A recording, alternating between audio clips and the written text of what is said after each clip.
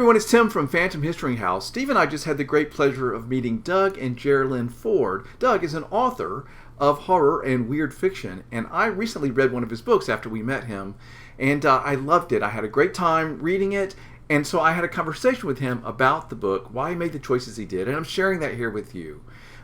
There is the first part of the conversation where we just sort of talk about him, why he writes this kind of stuff, all of that. But there's a point at the end where we're like, okay, spoiler alert, we're heading into talk about the book, and the rest of it is on part two. So you can watch part one without worrying about any spoilers about the novel. I hope you enjoy this conversation. Hey everybody, it's Tim from Phantom History, the podcast, and also Phantom History House of Bed and Breakfast. I'm here with Doug Ford today. Doug, how are you? I'm great. Thank you for having me. So glad to talk with you. Got to meet you recently, and your wife Jerlyn, and thank you for coming to Phantom History House to look around and get to know me and Steve. It's a great location and it's just a great venue. So everybody should check it out. It's amazing. Awesome, thank you. So we're here to talk about your book, The Trick, which I read, and I have a very interesting story about how I ended up jumping into this book so quickly. You were nice enough to give us a copy of this, which you signed, which we now have in our library here at Phantom History House. But I'll tell you that story in a minute. Before we get into that, I want you to tell us a little bit about yourself. Where are you located? What do you do other than writing? And how long have you been an author? I live in the southern part of Sarasota County in Florida, so not too far from you. And in my day job, I'm a professor at a local college, and I teach creative writing and I teach literature, but I've been writing for a long time, actually, professionally since the early 2000s. My professional writing career has been, it started with fairly low output, when I was writing short stories. It was in the last decade that I started to increase my output, write more, and that's when I've written some books under my own name. So it's been every writer has a different road. That's my road, and it's been a rewarding one. So why are you writing in the horror genre? Tell me why like you totally dig that. I mean, I think we all love Stephen King books and all those other books like that. Tell me what about it do you love? Okay, so I've told this story in different forms, and I'm going to go ahead and give you, the same story I've kind of related to other people. Basically, I've always loved this genre, and it's always been just a source of just great pleasure for me. And it probably started when I was really little. And, I used to build monster model kits because I'm coming in at the tail end of the monster kid generation. I just kind of squeaked in at the end. So I think really the origin of loving the genre is I owe it to my parents, and they hate this story. My mom tell people this story. So they would let me stay up and watch movies by myself. And I vividly remember watching Son of Frankenstein, the old 1930, I think it's 1939, Boris Karloff. It was the last time Boris Karloff played the monster. And getting really, scared. And I was by myself. And in my house, the house my parents lived in where I was raised had a long hallway. It's not really long. It seemed long to me at the time. Now I go there. They're in the same house. It's not that long. But I had to go down this hallway to get to my room to go to bed. And I was a little kid. And my parents knew I was going to bed. And so they would hide in the other rooms and jump out at me and terrify me. But, it was an exhilarating feeling, the terror of walking down the hallway. And I think I've been chasing that feeling for my entire life, just trying to recreate it. My first collection, Ape in the Ring, was dedicated to my parents for scaring me in the hallway. And they say, "Oh my God, people are going to think we're terrible people." I said, no, it was great. It was wonderful. Well, but to me, it sounds like they're in on the fun, right? You know what I mean? Yeah.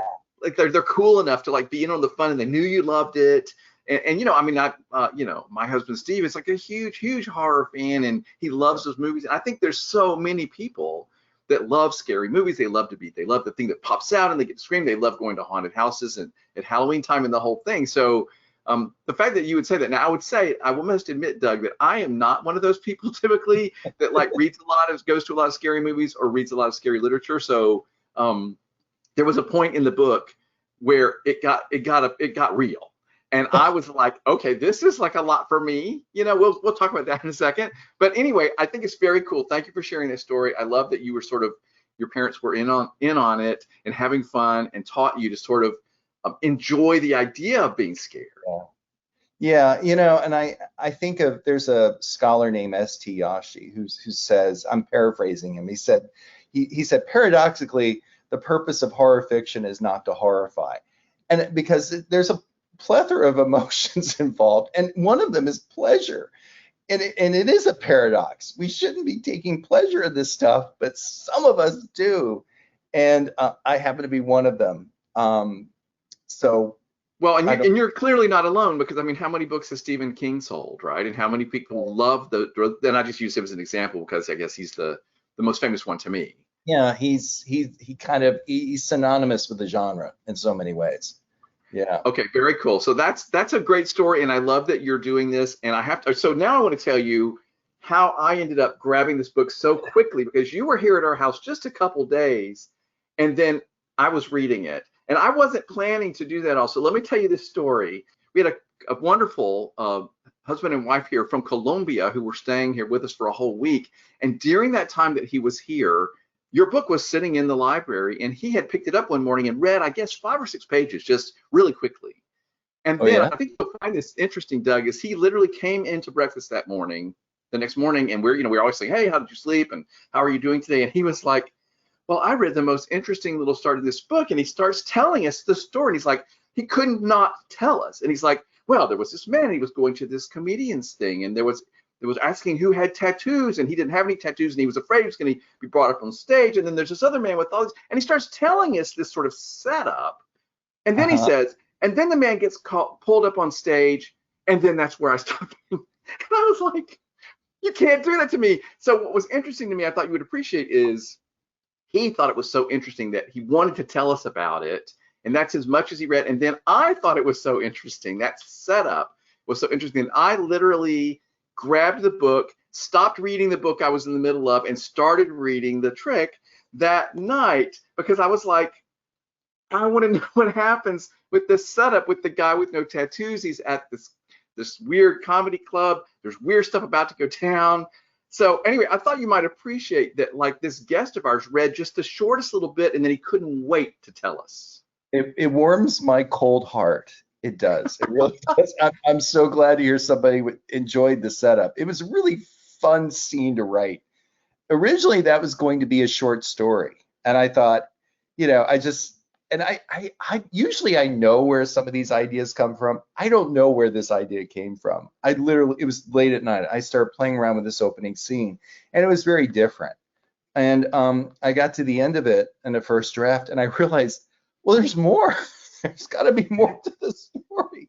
No, I mean, it's a really interesting setup. At least it was for me. And of course, I have tattoos, and so that like resonated with me immediately. And the idea that, like, okay, something was going to happen with tattoos with this guy that didn't have any. And I just thought the setup was great. So, all right, so if you're watching this conversation right now, here's your spoiler alert, because we are now about to launch into a conversation about the book.